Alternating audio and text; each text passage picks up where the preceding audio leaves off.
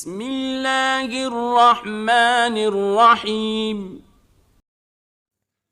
السلام علیکم ویورز، آپ دیکھ رہے ہیں YouTube channel F B knowledge hub. میں محمد فیاض۔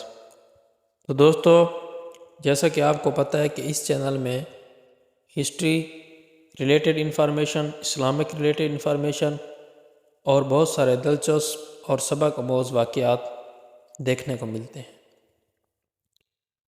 تو ایسے بہت سارے واقعات دیکھنے کے لیے اور سمجھنے کے لیے جڑے رہیے ہمارے اس چینل کے ساتھ۔ تو چلتے ہیں اپنے آج کے ٹاپک کی طرف۔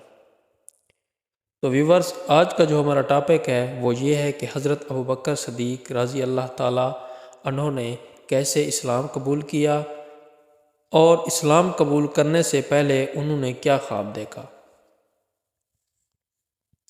تو ویورز، حضرت ابوبکر صدیق رضی اللہ تعالیٰ عنہ کے اسلام قبول کرنے کا قصہ کچھ یوں ہے کہ ایک مرتبہ آپ نے بنیت تجارت شام کا سفر کیا۔ وہاں پہنچے تو خواب دیکھا کہ آسمان سے بام کعبہ پر ایک نور گرا، پھر وہ نور اہل مکہ کے گھر میں جانے لگا۔ آپ کے گھر جب وہ نور آنے لگا تو آپ نے دروازہ بند کر لیا اور آپ کی آنکھ کھل گئی۔ پورے رہب نے آپ کو اس خواب کی تعبیر یہ بتائی کہ یہ خواب مبارک خواب ہے۔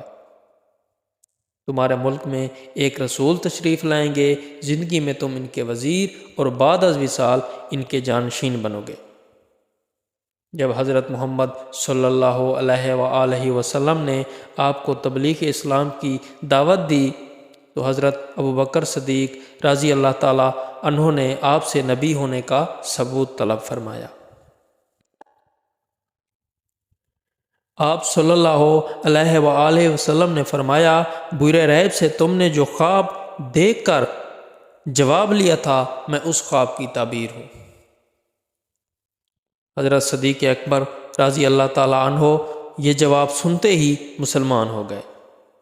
تبھی تو حضرت محمد صلی اللہ علیہ وآلہ وسلم نے فرمایا کہ میں نے جس کسی کو اسلام کی طرف بلایا اس نے کچھ نہ کچھ تردد کر کے اسلام قبول کیا، مگر صدیق اکبر رضی اللہ تعالیٰ عنہ نے فی الفور تصدیق کی اور مشربہ اسلام ہو گئے۔